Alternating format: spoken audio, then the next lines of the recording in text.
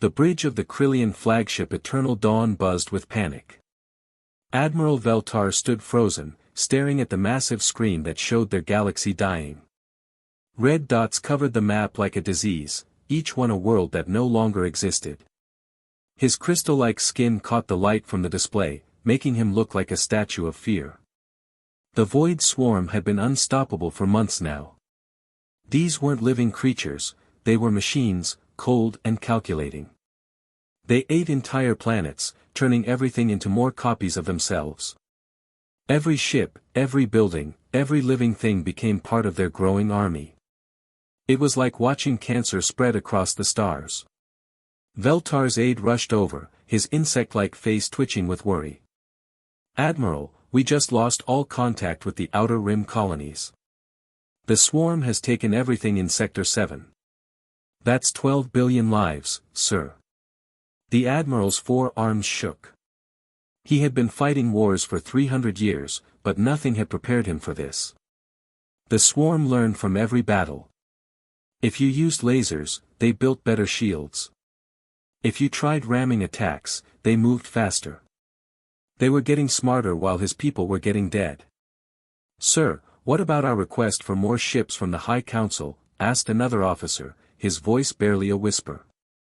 "They said no," Veltar replied, his shoulders sagging. "Every ship we have left is protecting the core worlds. We're on our own out here." The bridge fell silent except for the constant beeping of alarms. Another world had just gone dark. Then another. The red dots kept spreading like spilled blood across their star maps. That's when young Lieutenant Kestar stepped forward. He was barely past his first molt, still green around his compound eyes. "Admiral, sir, the science department found something interesting. Maybe there's another way." Veltar turned to look at the young officer. In his eyes, there was something he hadn't seen in weeks: hope. "Tell me everything, Lieutenant. Right now, I'll listen to anything." Kestar pulled up a new display showing a small yellow star far from their territory. "We've been picking up radio signals from this system. Very primitive stuff: music, news broadcasts, entertainment shows.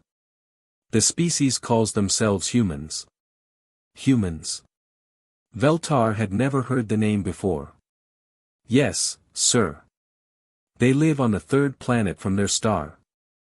But here's the thing, their world is classified as a Class 12 death world. The gravity is so strong it would crush our bones. The atmosphere has poison gases. The weather can kill you in minutes. There are predators everywhere that could eat our entire security teams for breakfast."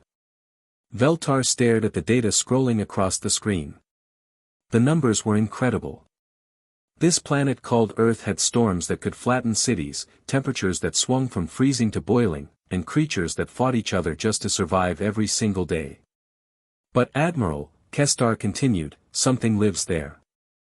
Not just lives, they've built cities, they have technology, they even fight wars among themselves. These humans have turned one of the most dangerous planets in the galaxy into their home." The Admiral felt something stir in his chest. Throughout all his studies of alien life, death worlds were just theory. Places so hostile that nothing intelligent could possibly evolve there. But what if they were wrong? What if something could not just survive in hell, but thrive in it? "Show me their military capabilities," Veltar ordered. The screen filled with intercepted human broadcasts.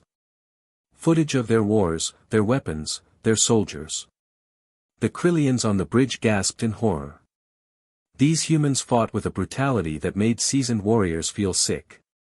They didn't just defeat enemies, they destroyed them completely. Their weapons were crude but devastating. Their tactics were unpredictable and violent. But there was something else. These humans never gave up. When cornered, they fought harder. When outnumbered, they found ways to win anyway. They treated war not like a chess game, but like a fight for survival. "Sir," whispered his aide, "they're barbarians." "No," Veltar said slowly, understanding beginning to dawn. "They're survivors. The Void Swarm operates on logic, on predictable patterns. But these humans. He paused, watching a human soldier charge into impossible odds, screaming at the top of his lungs. These humans do things that make no sense. They're unpredictable. The bridge crew exchanged nervous looks. Their admiral was considering asking for help from a species that most civilized races would consider monsters. Veltar looked one more time at his tactical display. The red was still spreading. In 6 months, maybe less, it would reach their homeworld. Billions more would die. His people, his family, everything he had sworn to protect would become part of the swarm.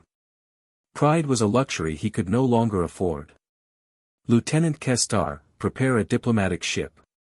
Load it with our best translation equipment and cultural databases. And Lieutenant? He turned to face the young officer. Make sure it's our fastest ship. If these humans are what I think they are, we're going to need them ready for war very quickly. As the orders went out, Veltar allowed himself one moment of hope. Maybe, just maybe, the galaxy's salvation would come from its most unlikely corner, a blue world full of beautiful, terrifying monsters who called themselves human. Captain Jake Morrison sat in the briefing room deep inside NORAD, staring at the most impossible thing he'd ever seen. 3 days had passed since the alien ship had appeared in Earth's orbit, and he still couldn't believe what was happening. The creatures sitting across from him looked like giant praying mantises mixed with jellyfish. They were tall, maybe 8 feet, with see-through skin that showed strange colors flowing underneath. Their eyes were huge and split into sections like broken mirrors. When they moved, it was slow and careful, like they were afraid they might break something just by existing. So let me understand this correctly, Jake said, leaning back in his chair. Your people have been fighting these robot things for how long? Ambassador Kethrill's voice came through a small box attached to his chest. The translator made him sound like a computer trying to be polite. The Void Swarm has been consuming our worlds for 18 months. We have lost nearly half our territory. General Tom Bradley, a tough old soldier with scars on his hands and gray in his hair, shook his head. And you came to us because? Because your world should have killed you all, said another alien, this one smaller and more nervous. When we first detected Earth, our scientists said it was impossible. Nothing intelligent could survive here. Dr. Rebecca Santos, the scientist assigned to study the aliens, pulled up a holographic display. It showed Earth from space, but covered in warning symbols and red zones. According to their classification system, our planet rates as one of the most dangerous in the galaxy. The gravity alone would crush most alien species. Jake looked at the display showing Earth marked like a hazardous waste site. To him, it was just home. What's so dangerous about it? Kethrill's translator buzzed nervously. Your atmospheric pressure would rupture our internal organs. Your weather systems generate forces that could destroy our cities. Your native life forms. He paused, seeming to search for words. We monitored your nature documentaries. Lions, sharks, bears, any one of these creatures could eliminate an entire Krillian military unit. You're afraid of lions? Asked Sergeant Pete Williams, trying not to laugh. We are afraid of everything on your world, Kethrill admitted. Yet somehow, you not only survive here, you have turned this nightmare into a thriving civilization. You have made weapons from this hostility. The alien delegation had been on Earth for 3 days, and Jake had to admit, watching them try to adapt had been entertaining. They wore special suits just to handle Earth's gravity. They couldn't go outside when it rained because the water hitting their skin was too painful. When they'd witnessed a routine military training exercise, 2 of them had fainted from shock at watching human soldiers tackle each other. The Void Swarm operates on pure logic, Kethrill continued. They analyze our tactics, predict our movements, and counter every strategy we develop. They fight like the perfect computer program. But humans don't fight like computers, Dr. Santos added, understanding where this was going. We fight with emotion, instinct, and sometimes pure stubbornness. Jake nodded. He'd seen it countless times in his military career. The most successful battles weren't won by following the textbook, they were won by soldiers who did something nobody expected, something that seemed completely crazy but somehow worked. "Tell me about these robot swarms," Jake said. Kethriel activated another display showing the enemy. The Void Swarm ships were perfectly geometric, all sharp angles and precise lines. They moved in formation like a school of mechanical fish, every movement calculated and efficient. "They convert matter into more of themselves," Kethriel explained. "Every planet they consume makes them stronger. They learn from each battle, adapting their tactics to counter whatever we try next. So they're smart, but predictably smart," Jake mused. "They think like machines because they are machines." "Exactly. But your species?" Kethriel paused, his translator struggling. "Yesterday, we watched your soldiers practice something called urban warfare. One of your men threw himself through a window, screaming, just to surprise the enemy. It made no logical sense, yet it was devastatingly effective." General Bradley stood up, his weathered face showing the same look Jake had seen before every major operation they'd run together. "How long do we have?" "The swarm will reach our homeworld in 6 months, perhaps 7 if we're fortunate." "That's not much time to plan a war," the general said. "Sir," Jake interrupted, "maybe that's exactly what we need. These machines expect long, careful planning. What if we don't give them time to figure us out?" Dr. Santos pulled up tactical data from the aliens' previous battles. Every engagement followed predictable patterns, long-range attacks, careful positioning, minimal casualties. It was warfare as practiced by a civilized society that valued every life and fought only when absolutely necessary. "Your people fight like they're trying to solve a math problem," Jake observed. "Clean, efficient, minimal waste. Is this not how intelligent beings should conduct warfare?" asked Kethriel. Jake looked around the room at the other humans present. Sergeant Williams was unconsciously cracking his knuckles. Dr. Santos was already sketching out aggressive attack patterns. General Bradley was staring at the enemy ships like a hunter studying prey. "Maybe," Jake said, "but we're not that kind of intelligent. We're the kind that survive by being mean, stubborn, and just crazy enough to try things that shouldn't work." The aliens exchanged those nervous glances again.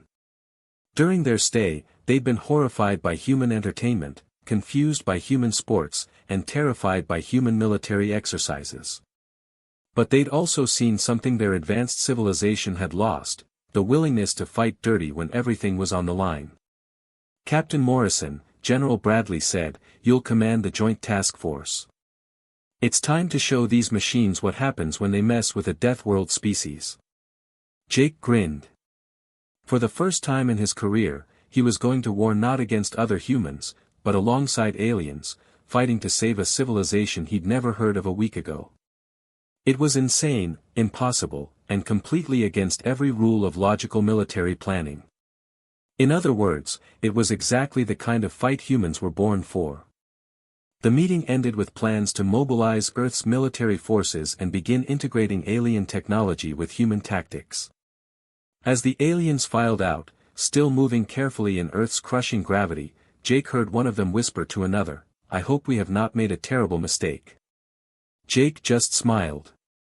These aliens were about to learn what every enemy of humanity had discovered the hard way: underestimating humans was the biggest mistake you could make.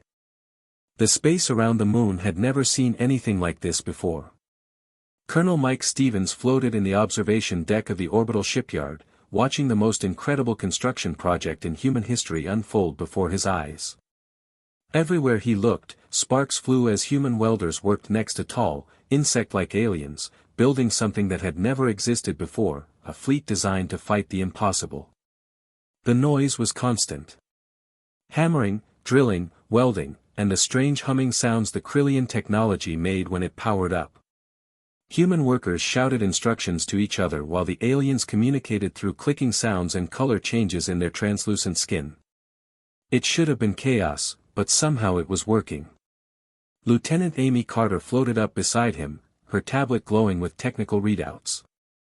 She was one of the best engineers in the fleet, which was why Mike had put her in charge of the retrofit program. "Sir, the Yorktown just finished her trials. She's ready for combat." Mike looked out at the ship in question and had to shake his head in amazement. The Yorktown had started life as a regular human destroyer, tough, practical, built to take punishment and keep fighting. Now she looked like something from a science fiction movie. Blue energy shields flickered around her hull like protective bubbles. Alien plasma cannons sat next to human railguns. Her armor was a patchwork of earth steel reinforced with Krillian materials that could bend light around them. "She's not pretty," Mike admitted, "but I bet she can fight." "The aliens keep apologizing for how she looks," Amy said with a grin. "They say their ships are supposed to be aesthetically pleasing as well as functional. I told them we don't care if our ships are pretty, we care if they can blow things up." That was the biggest difference Mike had noticed between humans and Krillians. The alien ships were beautiful, all smooth curves and elegant lines, like someone had designed them to be art pieces first and warships second. Human ships looked like flying bricks with guns bolted on, because that's basically what they were. Form followed function, and function was killing the enemy before they killed you. "How are the mixed crews working out?" Mike asked. Amy's smile faltered a little. "Well, there have been some cultural adjustments. Lieutenant Davis had to cancel morning physical training after 3 Krillians passed out from shock. Apparently watching humans do push-ups is disturbing to them." Mike couldn't help but laugh. The Krillians came from worlds where the gravity was so light they could barely walk without floating. Their idea of physical exercise was gentle stretching. Human military PT, running, lifting weights, combat training, looked like torture to them. "But they're trying," Amy continued. "Yesterday I saw a Krillian technician actually pick up a wrench instead of using his anti-gravity tools. He was so proud of himself." Commander Beth Williams pushed off from a nearby wall and drifted over to them. Beth was a veteran of 3 different wars, with scars on her face and hands to prove it. She'd been working with the Krillian military advisors, and from her expression, it wasn't going smoothly. "We need to talk about tactics, sir," she said without preamble. "The Krillians fight like they're playing chess in slow motion. Everything has to be calculated, precise, elegant. When I suggested ramming attacks, their admiral actually changed colors. I think that means he was horrified." "What did you tell him?" Mike asked. "That sometimes you don't win by fighting fair. You win by fighting harder and meaner than the other guy can handle." Beth crossed her arms. "They don't understand that war isn't a game with rules. It's survival." Mike nodded. He'd seen the Krillian battle records. Their engagements were careful, methodical affairs. Ships maintained proper distances, followed established patterns, minimized casualties on both sides. It was warfare as conducted by a civilized society that had never had to fight for its very existence. Humans had been fighting for survival since the dawn of time. Every war they'd ever fought had been about one simple question: who wanted to live more? Through the massive windows of the observation deck, Mike could see the full fleet taking shape. Human ships floated next to Krillian vessels, and the contrast was striking. The human ships were painted with fierce designs: shark teeth, skulls, lightning bolts, eagles with spread wings.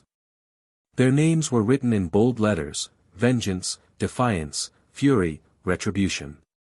The Krillian ships had names like Peaceful Dawn, Gentle Harmony, and Serene Contemplation. They were beautiful, gleaming white and silver, with not a single aggressive marking on their hulls. "It looks like Beauty and the Beast out there," Amy observed. "How many ships do we have total?" Mike asked. Amy checked her tablet. 47 human vessels of various classes, and 33 Krillian ships that survived their retreat. That's 80 total. Mike did the math in his head. 80 ships to fight a swarm that had consumed thousands of worlds. It seemed impossible, but then again, humans had a long history of doing impossible things. "Sir," Beth said quietly, "the Krillians are scared." Not just of the swarm, they're scared of us. Yesterday I heard two of their technicians talking. One asked the other if they'd made a mistake bringing Deathworlders into their conflict. Mike wasn't surprised. During the past weeks, the aliens had been exposed to human culture in ways that clearly disturbed them. They'd watched human movies and been horrified by the violence. They'd listened to human music and been confused by songs about war and fighting. They'd observed human military exercises and been shocked by the aggressive tactics. But they were learning. Mike had seen Krillian engineers working 18-hour shifts alongside human crews. He'd watched alien technicians push themselves beyond their physical limits to get the ships ready. They might be scared, but they were determined. The thing is, Mike said, watching a human welder show a Krillian technician how to properly reinforce armor plating, they're not wrong to be scared. We are dangerous. We come from a world that tried to kill us every single day, and we survived by being tougher, meaner, and more stubborn than everything else. He turned to face his officers. But that's exactly what this situation calls for. The Void Swarm thinks they're fighting the same civilized species they've been defeating for months. They're not prepared for what we're about to show them. Amy looked out at the fleet, where human and alien crews were working around the clock to prepare for a battle that would decide the fate of an entire civilization. Do you think 80 ships will be enough?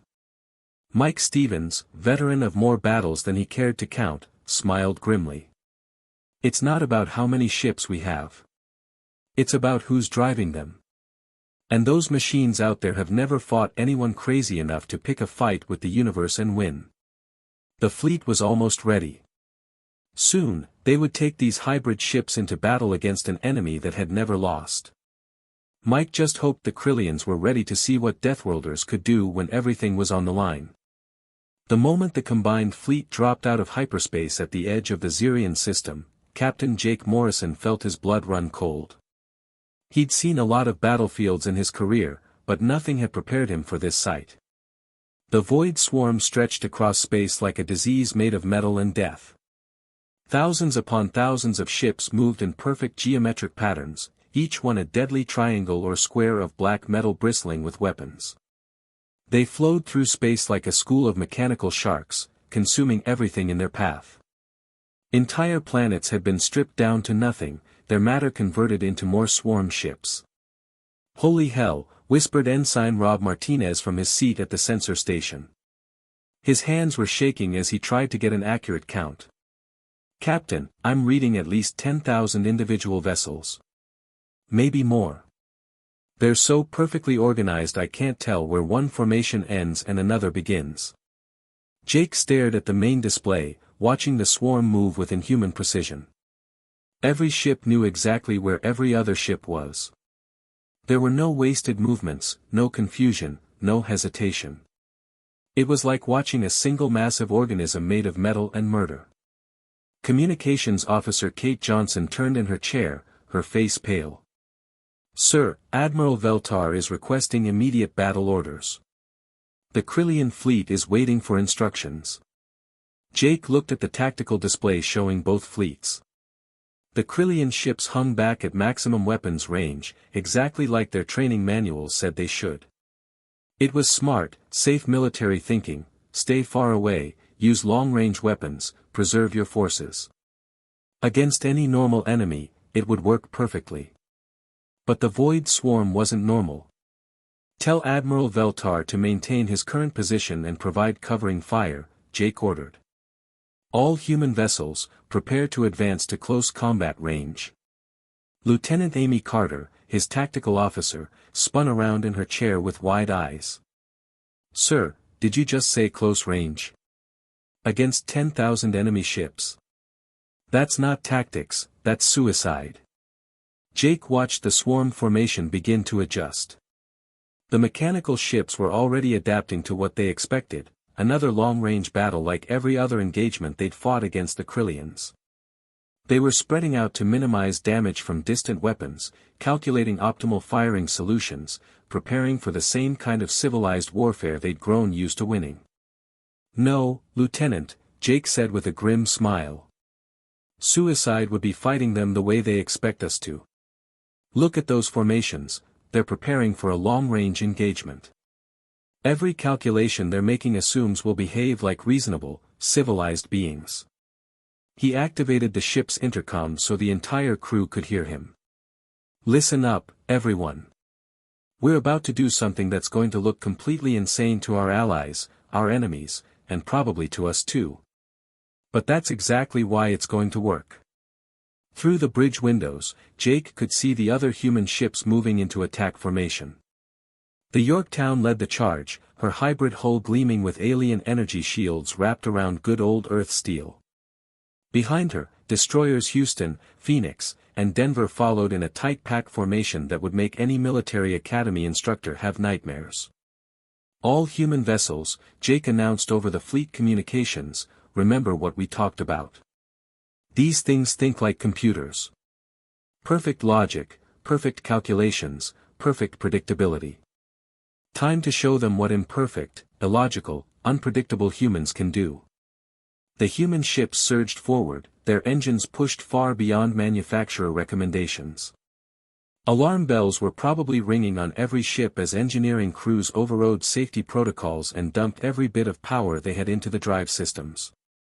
Swarm vessels are attempting to maintain optimal engagement distance, reported Rob, his voice getting steadier as combat adrenaline kicked in. Wait, sir, they're confused.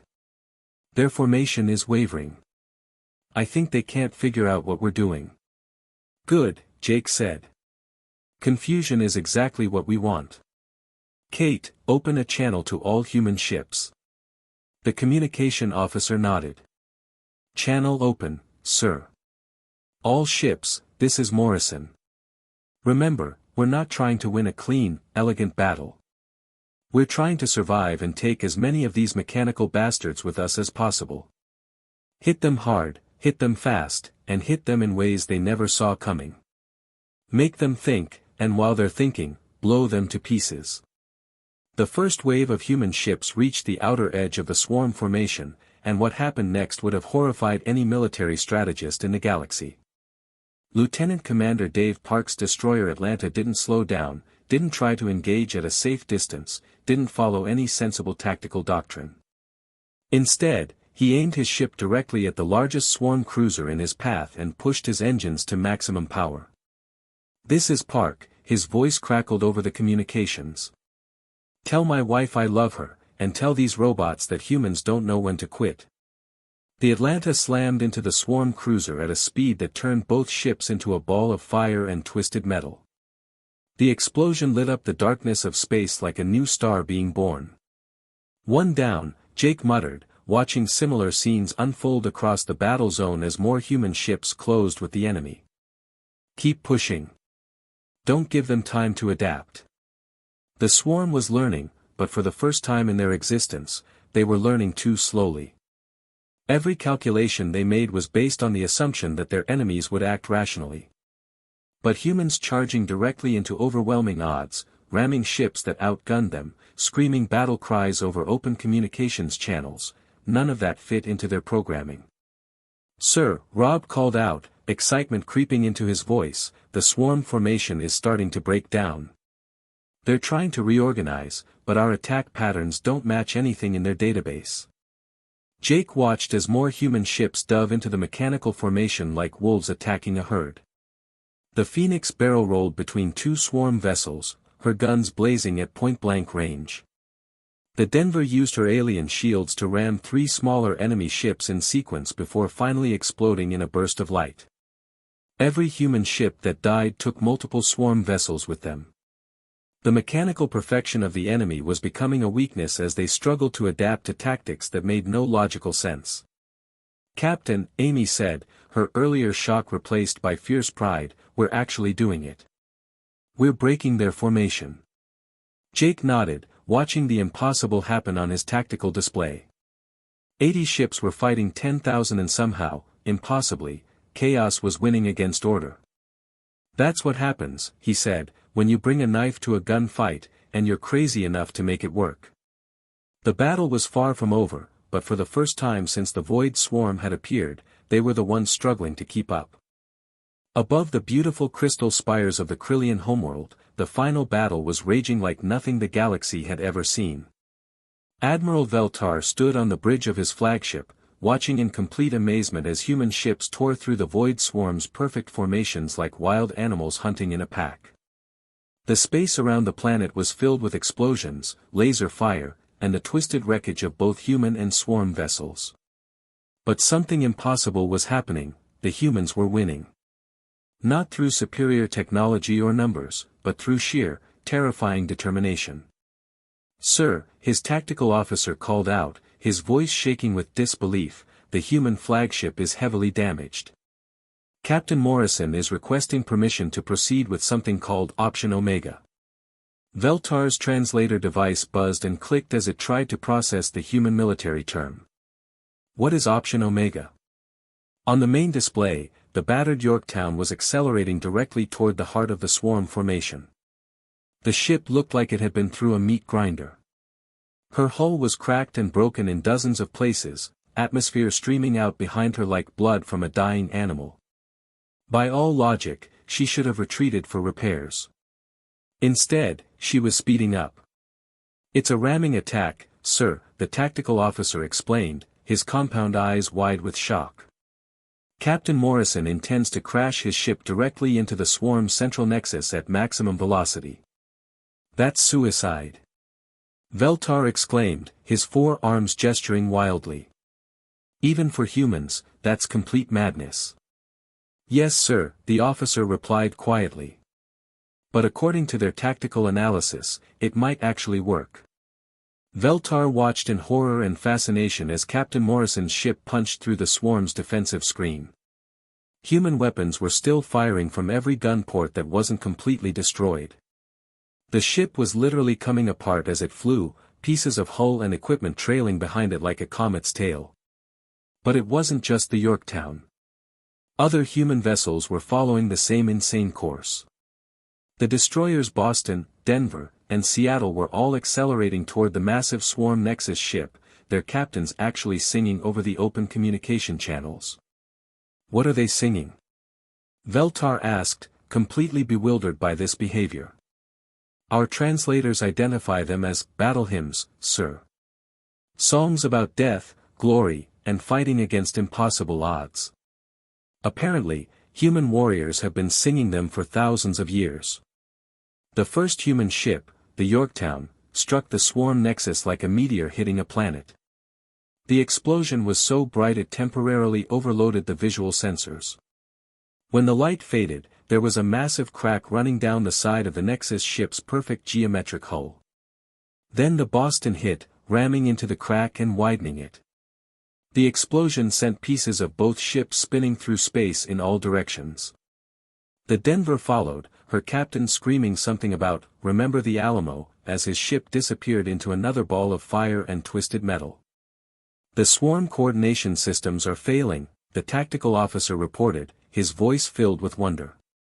"They can't process this level of insanity," Veltar finished for him. He watched as the mechanical plague that had consumed half the galaxy began to malfunction. The Nexus ship was sending out confused signals, its central intelligence completely overwhelmed by tactical scenarios that simply didn't make sense to its programming. How do you counter an enemy that deliberately destroys their own ships to damage yours? How do you predict the behavior of warriors who sing songs while flying into certain death? The swarm's perfect logic couldn't handle such complete chaos.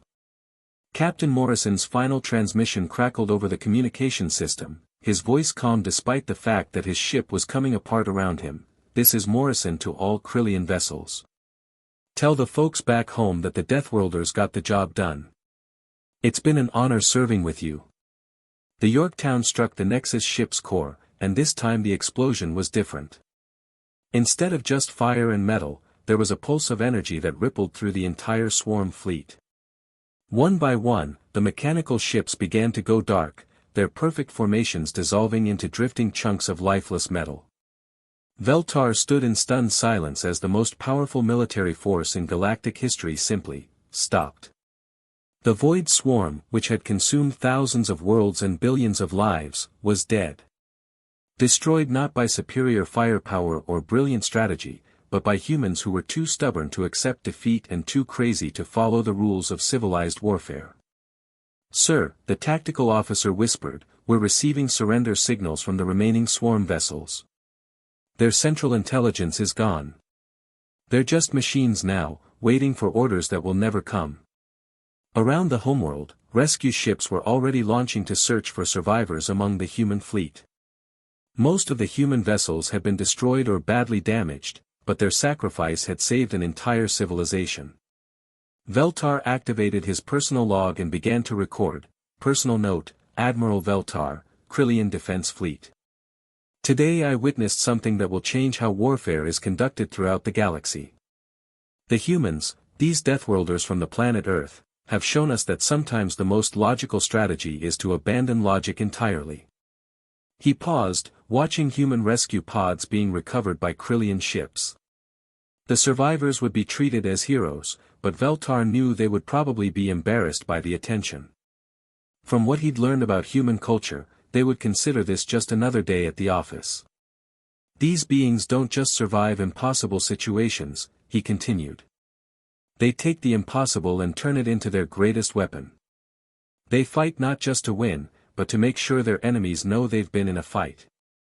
Today, they didn't just defeat the Void Swarm, they introduced a new kind of warfare to the galaxy.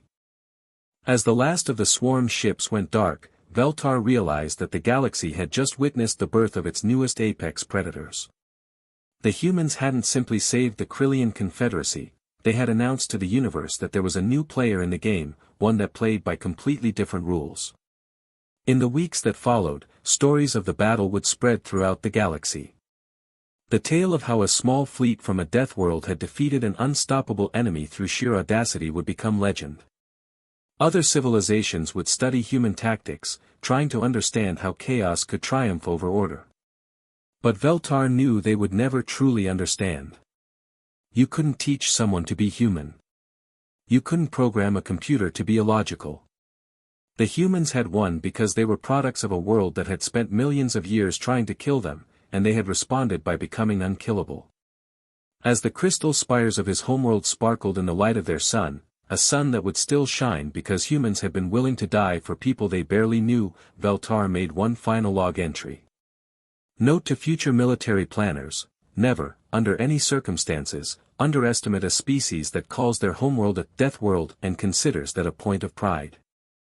They don't just survive the impossible, they make it look easy. The age of the Void Swarm was over. The age of the Deathworlders had begun.